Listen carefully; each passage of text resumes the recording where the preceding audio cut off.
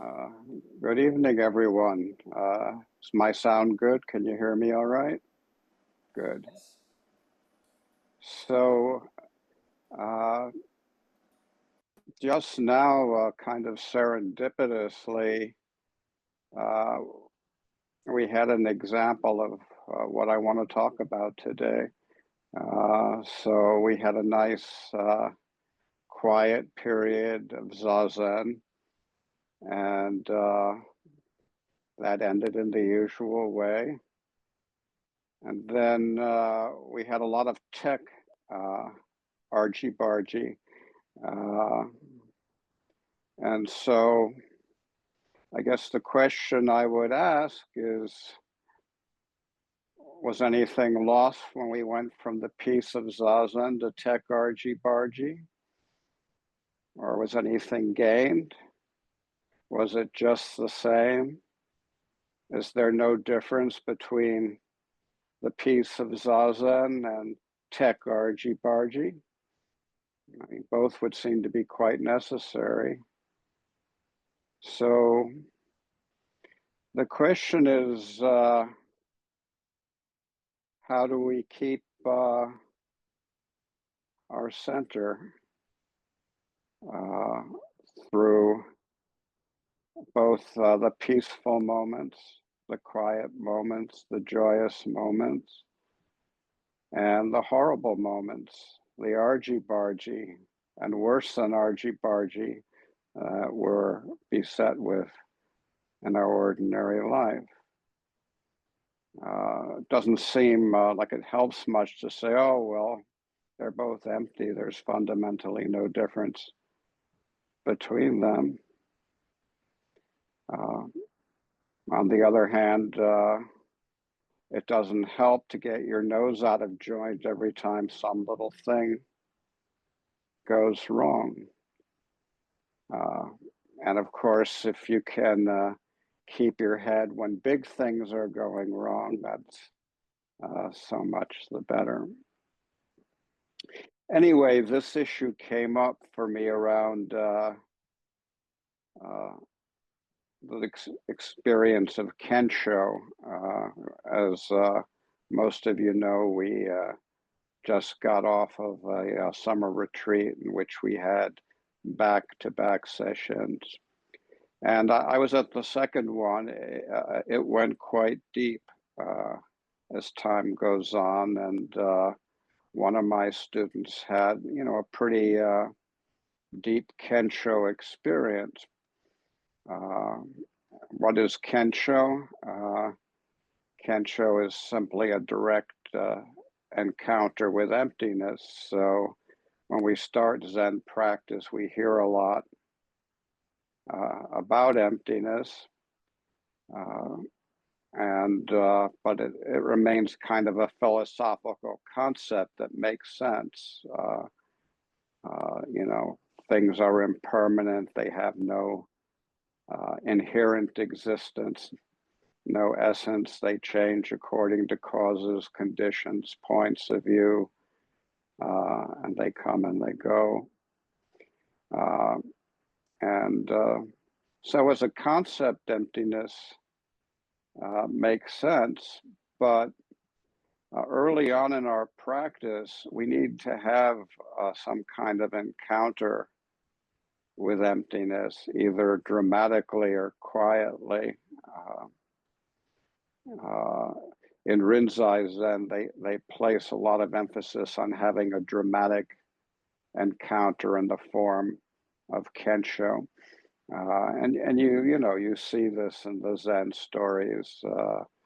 Someone hears bamboo plink against a stone plink against bamboo, and I got it. Or someone else sees peach blossoms. So that would be the Rinzai emphasis. In Soto, the emphasis, Soto doesn't discourage Kensho, but doesn't necessarily encourage it. And the Soto way is It's practices like taking a walk in a mist, and you keep practicing and walking through the mist, and then somehow you don't know exactly how it happened, but all of a sudden you're drenched. Uh, Either way is fine, uh, but either way can cause problems. And of course, from the point of view of a Zen teacher, Kensho in particular can be kind of a headache because when a student experiences Kensho, uh, uh, that's wonderful. That's having suddenly having a whole new perspective on life and the truth. But the problem is that it is just a perspective. It is just an experience. And like all perspectives and experiences, it changes over time. And so any attempt to hold on to it, to reproduce it, to make it happen again, to feel like as the experience fades, oh, well, gee, I'm getting farther away from it. All those feelings, uh, the teacher has to deal with that. Basically, the teacher has to be a thief and take Kensho away from the student and just say, all right, that's nice. Now just go back to your cushion and sit. It's roughly how teachers deal with Kensho. But why is the attachment to a wonderful and very important experience like that a problem? And I sort of had a good metaphor for this last week. Corinna likes to really track the moon. And so, last week, I think it was last week, she pointed out the window and say, look, this is the real full moon, because when you're close to the full moon, it can be hard to tell whether the moon is full or almost full or just a little past full. But no, she checked it, and this was the real full moon. And as many of you know, the full moon is often a symbol for enlightenment, for the enlightened nature of all things. Well, Kensho is actually quite a lot like that vision of the full moon I had last week with Corinna. And you can see why that might be a problem, because here is me, Rio, standing in my living room. TV was going. We were in the middle of watching some detective show or other. And I look out the window and, oh, there's the full moon. And the thing about the full moon is it's beautiful. It's shining, pure. It's perfectly round. But it's limited. It has a border. There's a black sky around the full moon. So there I am looking out the window and I think, oh, the full moon, great. That's really nice. And so I, Rio, am not the full moon. I'm just a guy watching television who's interrupting the show briefly to look at the full moon. So that's what Kensho is like. The student has a direct encounter with emptiness and they go, wow, this is great. I'm seeing emptiness. Now I get what they're talking about. Of course, this is just like looking out the window and seeing the moon. There's thousands of miles of separation between Rio and the full moon, between the student and emptiness. It's just something he's seeing from inside his skull. Ah, now I'm seeing it. There it is. It's out there somewhere. And oh no, it's in here too. You get all tied up and twisted trying to describe it, but basically the experience is that there is a person who's experiencing something and who is therefore separate from what is being experienced. That's why we say that Kensho is the beginning of practice. It's very, very far from the end of practice.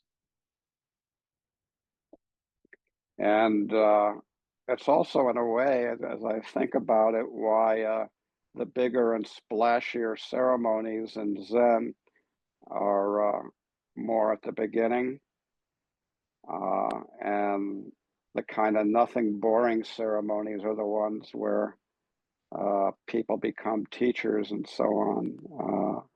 You know, they're done in private usually.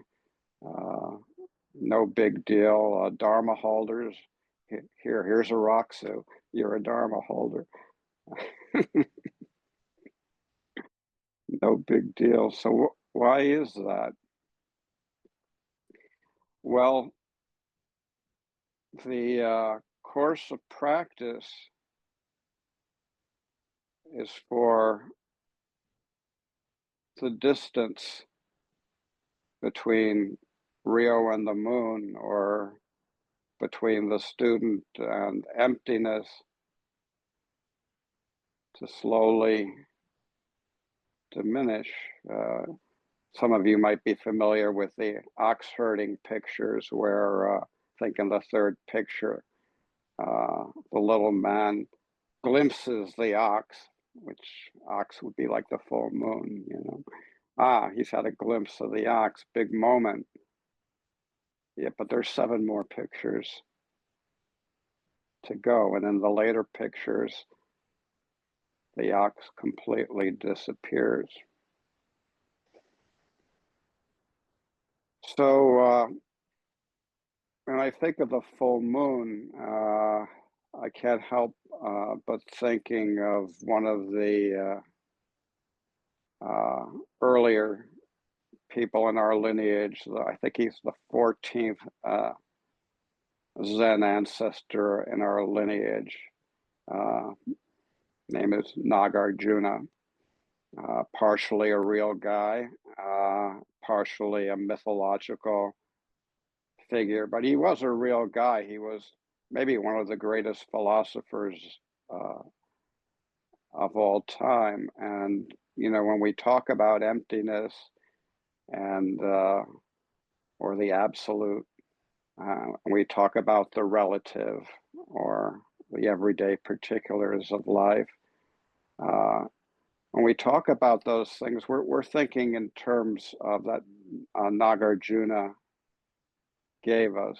He is the founder of the Middle Way school of Zen back in the 1st century.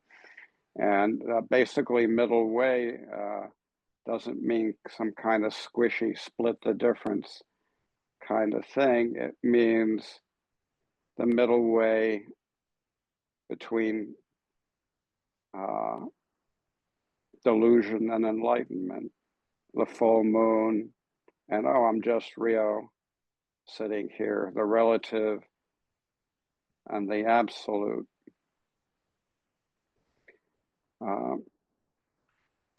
And so what is this middle way that sounds like it should be easy, and that we have to work so hard to fully be there, because our minds keep wanting to rest someplace. They want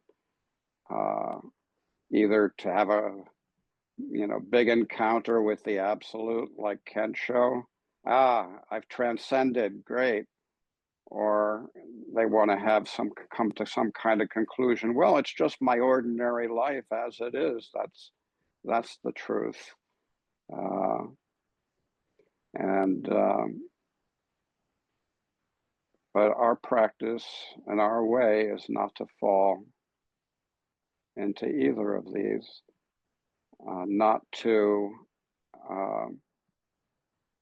try to attain anything, to grasp anything, to realize anything, which kind of makes it sound like we want to become ignorant bums, but actually what we really want to do is become free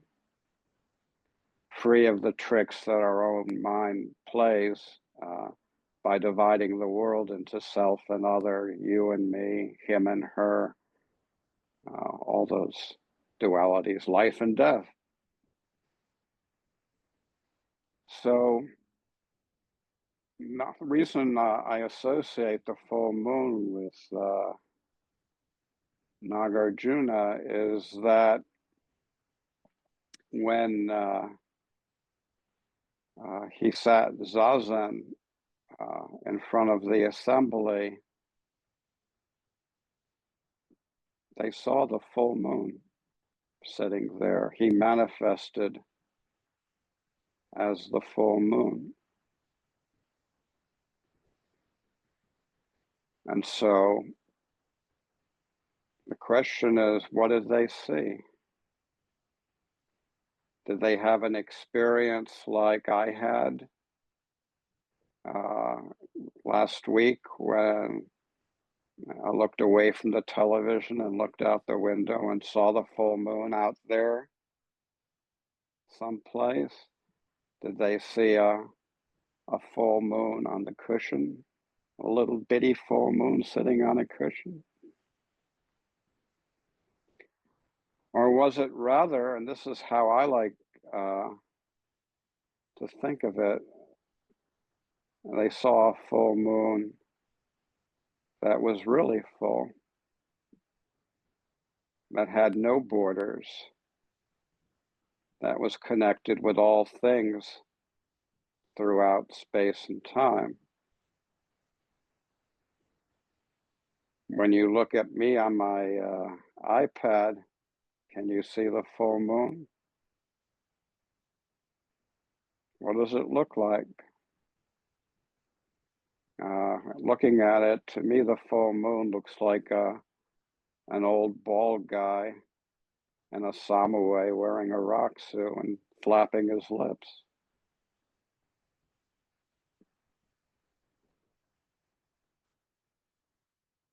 It can be that way because the true full moon, the true Buddha nature, is not limited. It's boundless. It embraces both the relative and the absolute, but is neither one of them. It's because of this that you can look at the Rio Square and see the full moon. I can look at the Gifu Square and see the full moon. As Dogen Zenji said, nothing in the world is hidden. It's not a mystery, it's not a secret. It's simply your original face before your parents were born. Right here on our stage, folks. So what has to happen as we go on in Zen practice is for us to truly realize the boundlessness of the full moon, not some special jazzy experience that we have after a long retreat in the first few years of our practice.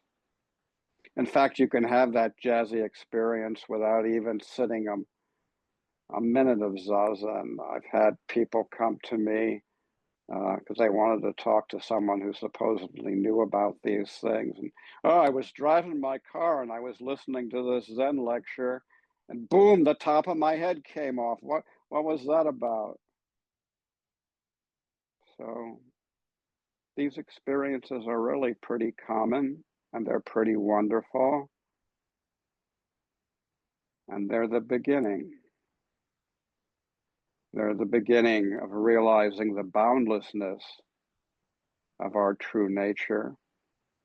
We don't move any closer to our true nature when we encounter emptiness, and we don't move any farther away from our true nature when we're listening to the argy-bargy of what's going on with the tech before we can hear the Dharma talk. We can't move toward it. We can't move away from it. The way Nagarjuna put it is, emptiness is itself empty. There's a big tendency, especially I think among Westerners, we're used to a transcendent, eternal God, to think, okay, well, emptiness is the thing that's eternal. Amidst all the coming and going, emptiness is the unifying thing. But emptiness itself is empty, meaning emptiness only exists in relation to the coming and going. No coming and going, no emptiness. No emptiness, no coming and going. They're just two perspectives on the reality that's always right in front of us and isn't mysterious at all. Emptiness is itself empty. So one of the most important instructions that Dogen Zenji gives in his Fuka Zazengi, his instructions on zazen, is don't try to become a Buddha. If you're trying to become a Buddha, you're already separating from Buddha. If you're encountering emptiness, you're already separate from emptiness. This is why the practice of someone who's been practicing a long time, 30 years, 35 years, whatever, and the beginner looks pretty much the same. It's not like the old hand has realized it, goes, okay, I've realized it. Now I can move on to some really cool advanced practices. That doesn't happen. The old hand starts doing zazen at the sound of the 3 bells, sits for about 30 minutes. At the end of the 30 minutes, 2 bells ring, and the old hand gets up and does kinhin, just like the rawest recruit in the Zendo. No difference at all. The old hand doesn't give off a glow of specialness. And if he or she did, their teacher should punch them right in the nose. If there's any hint of specialness, there's separation. There's an ego that thinks it's realized something.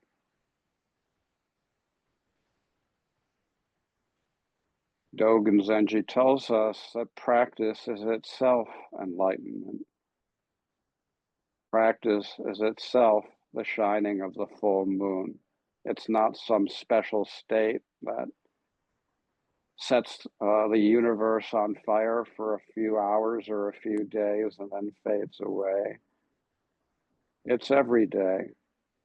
every moment of practice, every period of zazen, whether your mind is quiet or whether your mind is going around like a pinwheel. It's every moment, moment after moment. So, how do you realize Buddha? How do you realize your own Buddha nature, and how do you express it? Dogen Zenji summed it up beautifully in one of his last writings. He said, "There is a simple way to become a Buddha. If you refrain from unwholesome action, are not attached to birth and death, are compassionate toward all sentient beings, respectful to seniors, kind to juniors, without excluding or desiring anything, without thoughts and worries, then you shall be called a Buddha. Seek nothing else."